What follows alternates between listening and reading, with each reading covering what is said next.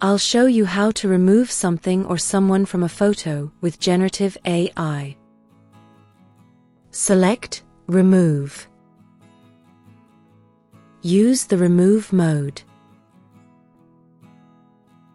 Select Generative AI.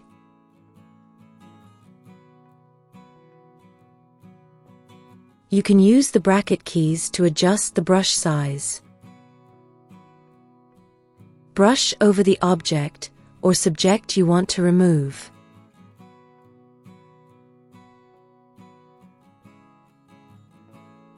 Select Apply.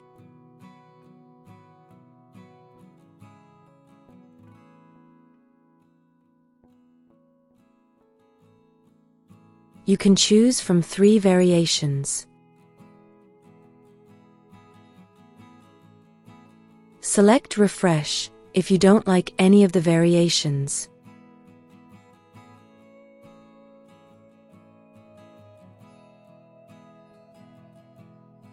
You now have 3 new variations. Select the option that looks best or refresh again to get new variations.